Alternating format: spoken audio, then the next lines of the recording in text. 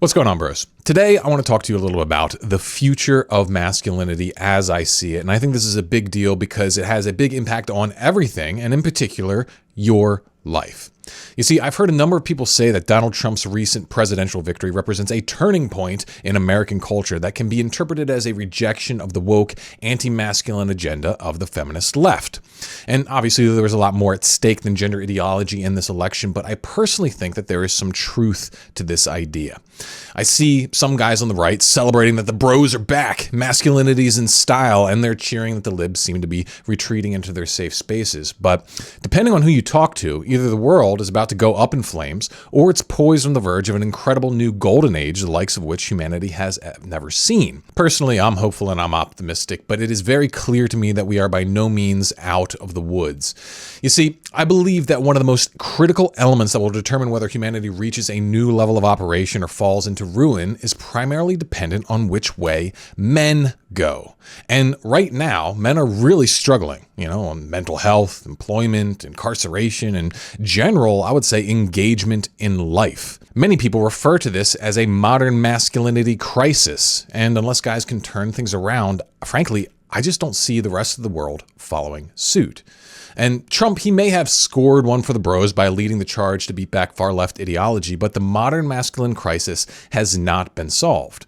We have simply entered a new battlefield. If you want to get a jump start on the new game that will be unfolding over the next several years in this scene, and you want to propel yourself into an entirely new stratosphere of success, fulfillment, and performance, then you should definitely watch this video.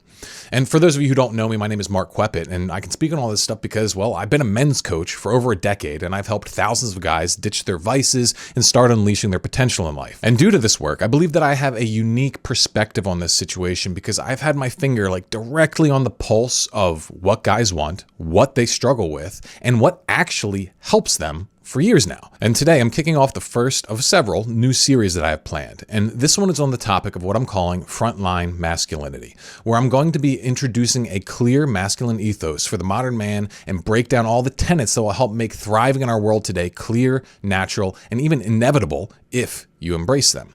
But first, I want to let you in on the high-level perspective on why this is so critical right now, and how if you miss this context, you'll be left floundering while other men take off like a rocket to incredible levels of prosperity and success.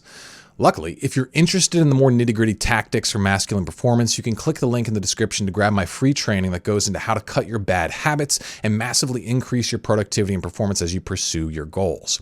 But we'll talk a little bit more about that later. For now, I want to get back to this big picture idea, okay? And the big picture is that the game has changed. You see, in the period where the far left basically had a stranglehold on the mainstream narrative, it was really easy to be masculine, all right? All you had to do was reject the idea that masculinity was bad and reject becoming an effeminate simp. Basically, you just had to fight against what was obviously wrong, and you'd easily stand out against your peers. But now that the cultural tide is swinging away from feminism, things are going to get a little bit more complicated if you wish to secure an ideal position in the world that's coming. Instead of the simple game of just rejecting things that aren't masculinity, you must define what masculinity is, all right? And you need to equip yourself with the methods that will allow you to actually live up to these ideals. Because if things continue and masculinity becomes in vogue again, simply being a masculine man will not make you stand out. You'll have to actually become an excellent man. And this means that you'll have to leave behind all the garbage the average man today is totally enslaved by. Because if we're being honest with ourselves, by and large, we men today are addicted to porn, to video games, to junk food, to zombie scrolling, and various other forms of bullshit that are frankly beneath our dignity and hold us back from being the powerful and radiant forces of good that we otherwise could be. And I find this particularly tragic because this leads us to absolutely wasting the nearly unlimited opportunity that the modern world holds for the man who can focus and align himself. But this is what brings us to the big question. What do we focus on? What do we align ourselves with? And then, most practically, how do we actually get ourselves to follow through and pull this all off? And I believe a lack of clear and collectively accepted answers to these questions is the root cause behind why men are struggling. Without a highly functional blueprint for men, society will always descend into chaos, tyranny, and unfulfilling lives for the general population. Basically, the way that men go is the way the world goes. And I think we should do something about that. But where do we start? So here's what I think. I think the most sensible place to start is to break down the two most popular camps in current masculine discourse. What's good about them, where they fall short, and then finally, I'll introduce you to what I believe is a better solution. Sound good?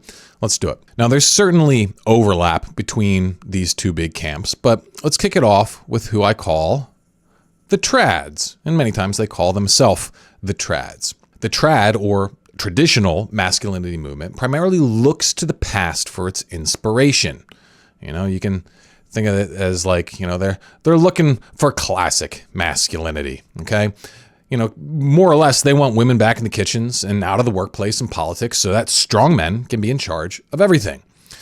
The general trad vision for masculinity is one of provider, protector, and leader with an emphasis on family relationship dynamics. And, there's definitely variability within the trad movement, and one of the biggest variables is how much they either cherish or hate women. Some traditional masculinity proponents legitimately love women. They see them as equal, just different, and they just see a more traditional social structure as beneficial to both sexes. But, on the other hand, I would be lying if I said there wasn't another camp here that actually seems to loathe women and sees them as dysfunctional creatures that must be dominated for the good of society. There's another big variable in the trad group, and that's really like how much they rely on appeals to religion versus reason to support their stance. But we'll talk more about that in future videos. Anyway, that's kind of the trads in a nutshell. On the other side of the manosphere, it is populated primarily by the chads, okay? Chad masculinity is all about money, muscle, sex, and social affluence. And I'm sure you've seen this guy, before, and that kind of epitomizes the general idea around a chad, okay? In other words, the masculine chad ideal is primarily focused on status acquisition.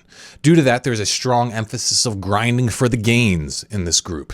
You're expected to master your craft, learn social and sexual gain, and develop a powerful aura, which would allow you to naturally mog all lesser beta males. And this is kind of the way that they talk. And so long as you're jacked, rich, and getting laid, you're good. And if for some reason you're not living like this, then you're generally perceived of as less manly. Now, the way that I see it, both sides are doing good in the sense that they are attempting to offer men a path to establish fruitful order in their lives. They just approach the problem from different directions. Speaking in generalities, the trads seek to generate order through an adherence to morals, specific moral norms, while the chads seek to generate order through the development and usage of personal power. Okay. And when laid out this way, I think we can all see the problem. All right. The best solution would be to have both, right? That's really what we want. You want to have power and a strong moral structure to guide the usage of that power so it doesn't become destructive. The problem is that both the trads and the chads, they start the conversation with primarily external things. They're focused on what's considered a good woman? How much should you bench press as a man? How much money should you make? These sorts of things. But from what I've found working with so many guys is that the real battlefield, the one that actually moves the needle in your life and society at large, is the one that happens inside of you. And it is only when you can take command of your internal sphere that you will be able to positively and effectively exert your influence in the rest of the world at large. As long as the manosphere is arguing about gender roles or just telling one another to keep grinding or calling each other a pussy, okay, we are missing out on developing the foundational high leverage mechanics that could unite men and tangibly bring this potential golden age into existence. And this is where I would like to introduce you to what I believe is the solution to this problem. And I call it frontline masculinity. I call it this because I believe the highest masculine ethos is one about directing all of your focus and energy to the front line of life. So where is this front line? Well, first and foremost, like I said, it is inside of you. And more specifically, it is the point of conflict where your desires, particularly your deepest and truest desires, smash like an army against the forces of your current circumstances. All right? It's this point right in here. This is where the action happens. And the way that you respond to this point of conflict between your desires and your circumstances, this is what I believe defines you as a man. You can think of this point here as the battlefield where masculinity is made, because this fundamentally determines where you go in life, what you can accomplish, and then what your influence on the world is. If we can recognize that this is the key, this is the starting point, well, then we can establish a clear and common point of agreement around which men can unite, which leads to the point of confronting this conflict between true desire and circumstance is masculine, and running from it is unmasculine. In other words, thou shalt not run from the battlefield of your truest desires, even if it is challenging, difficult, or scary.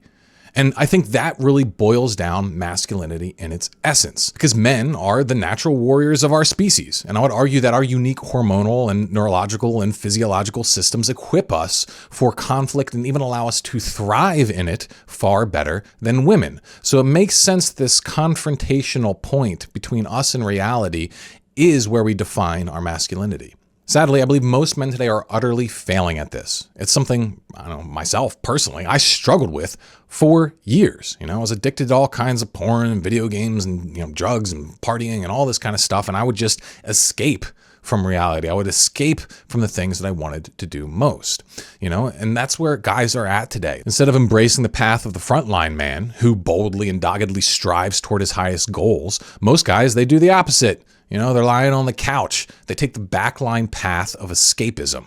So for example, instead of pursuing his desire for intimacy and romance, he escapes into the easy stimulation of porn. Instead of mastering his craft and becoming an expert at getting paid for his skills, he scrolls memes during his work hours and stays up late leveling up his video game character instead.